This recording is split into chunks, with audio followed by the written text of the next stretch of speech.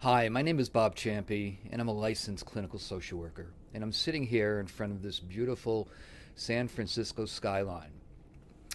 I am a psychotherapist. I've been in private practice for about 13 years, and I've been in the field of behavioral health for over 25 years. Um, I've written a book entitled When to Call a Therapist. And what I'd like to do is I'd like to make some podcasts about not only about the book but the material inside the book. I have 14 chapters in the book, and I I wrote the book um, to try to encourage people to get into therapy sooner rather than later. A little bit about me. I am a what you might call a late bloomer. I did not go to college right after high school. I spent time, working jobs around town. I was a I worked in retail. I was a bartender. I worked in a wine store, and actually worked my way up to the wine manager of the wine store. And you know, I was trying to figure out what my next step would be, my next big step. And so while working in the wine store, I met a lot of folks who were also interested in wine. And from there, we began to have wine tastings, wine tasting dinners, and anything that had to do with wine, dinner, after dinner drinks, cognac. And so this group of friends and I would get together on a fairly regular basis to try the wines, make food, have dinners, and this was a lot of fun. But I knew I really need to move on. I needed to move on to something else. So uh, one morning after a wonderful dinner with friends, uh, spectacular wines, brandy and cognac and armagnac after dinner. One morning, I woke up and thought, let me get out of bed. Let me start cleaning up from the night before. And I sat at the edge of my bed and I thought, what am I going to do with my life? And so I pondered this question for quite some time. What I had been doing over the last year or so, I had been journaling, and I had been writing about my life, my friends, my family, what I thought I might want to do, and it kept coming back to I need to get into college. And so I reviewed the whole year, and I think it was actually a year and a half, and nothing was changing. It was the same thing. I was going to the same job. I was doing the same things over and over again. And so I decided, I don't know, maybe I should go to college. So I found a phone number and I called someone at Montclair State College. It was not a university at that time. And I asked if I could have an interview to see if maybe I would be a good candidate for college. And there was a program there, I believe it was called the Second Careers Program. And that what that did was it gave folks like me, I was now in my late 20s, a chance to get into school and to be a part of this program.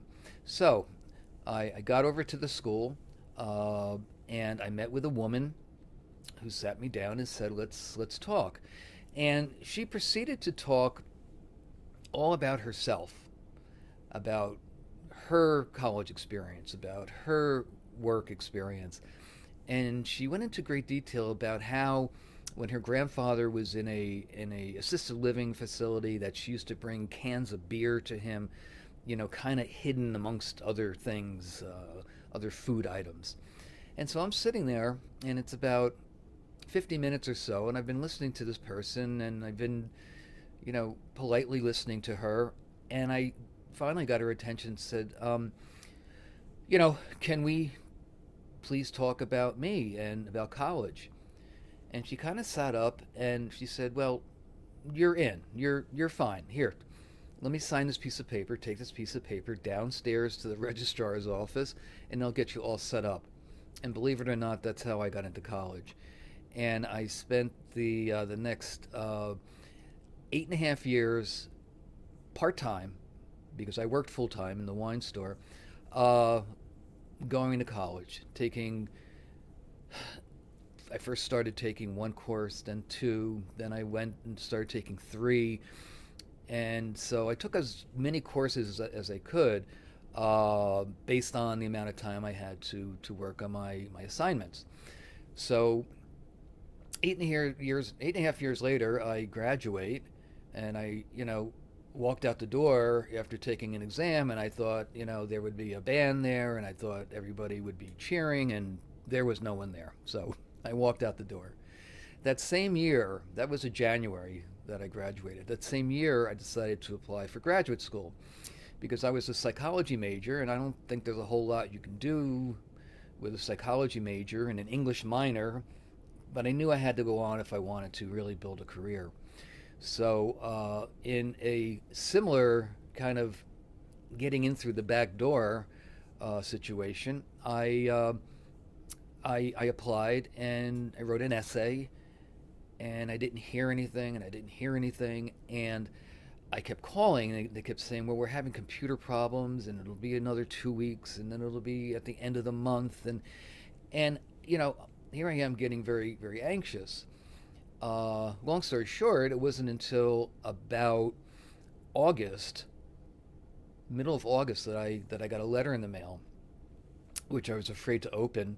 Uh, but I finally, looked at it long enough and said, well, let's just see what's going on here. And the first word on the letter was congratulations. And so I knew I had gotten into graduate school. Um, I spent 4 years in graduate school. Again, it took me twice as long to get through the program because I worked full time. And so I had spent a total of, uh, I think it's 12 and a half years straight in college. So here I am now with a college degree. I needed to get a license, so I had to take the licensing exam so I could be a licensed social worker in order to work in the field. And I did that. Got into my first hospital position. I was a clinician, and I worked with a population of folks who were experiencing serious and persistent mental illness. And I, worked there for several years.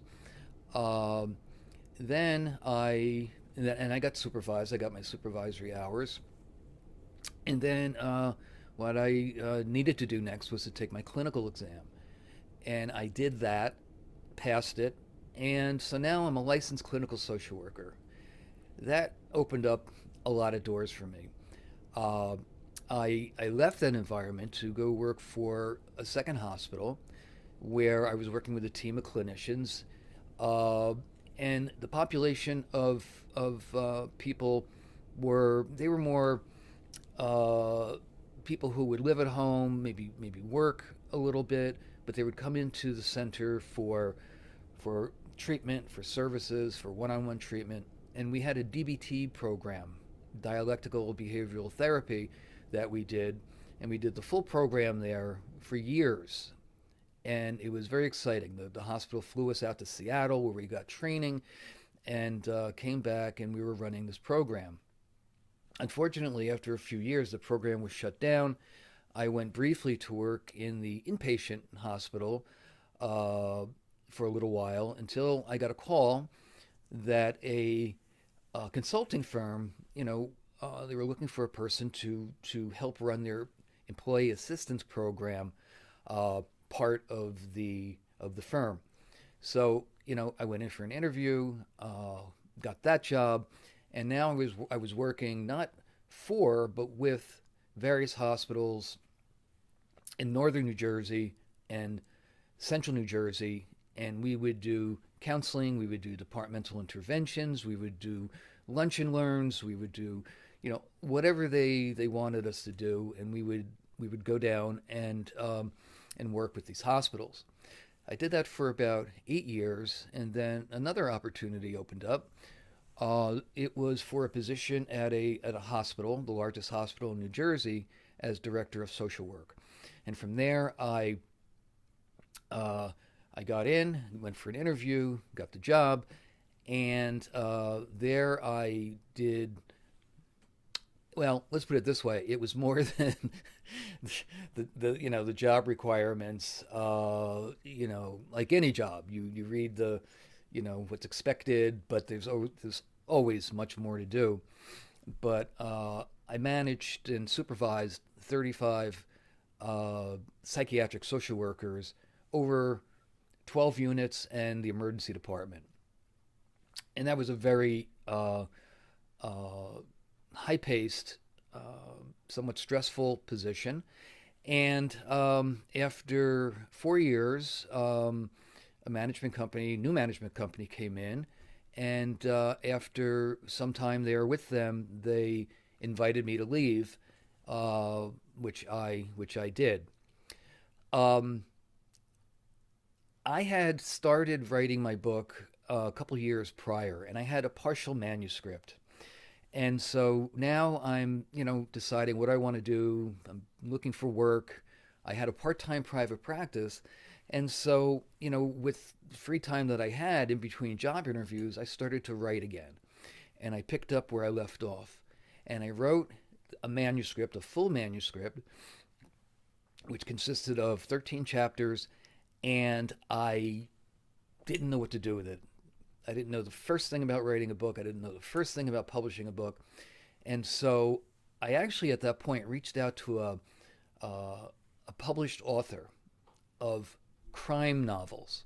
And for the heck of it, I got his email address and I reached out and I said, listen, I'm new. I'm brand new to publishing. And I have this manuscript, and what do I do?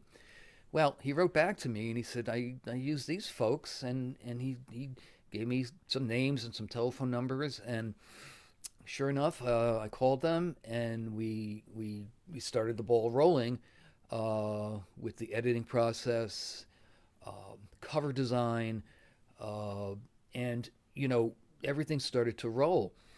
So after about, I think it was 3 years or so, may have been 3.5 years that I was working I've been working on the manuscript.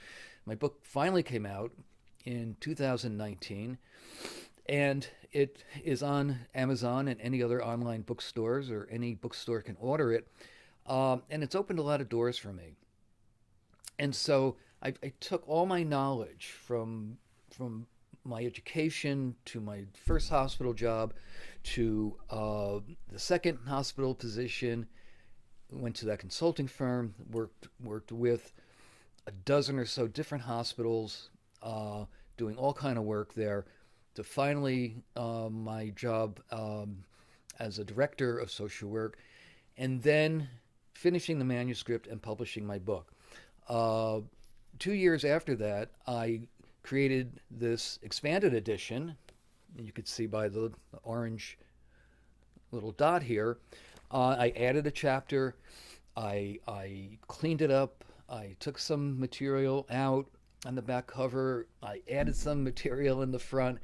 And so now, as of late 2021, this book came out, and it's also been doing very well.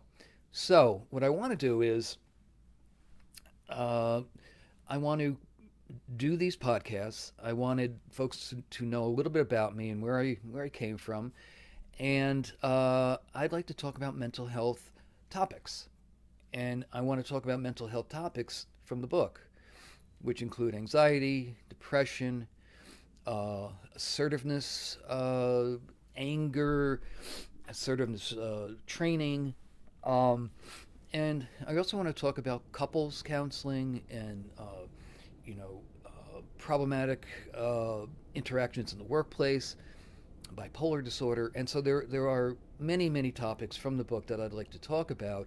and see if anybody, looks at these podcasts, comments about the podcast. And so this is something that I want to do. I created a YouTube channel, and that's where I'm going to put this segment on today. And so I want to see where it goes, maybe have some fun with it, and see if there's any interest, and then go from there. So again, my name is Robert Ciampi.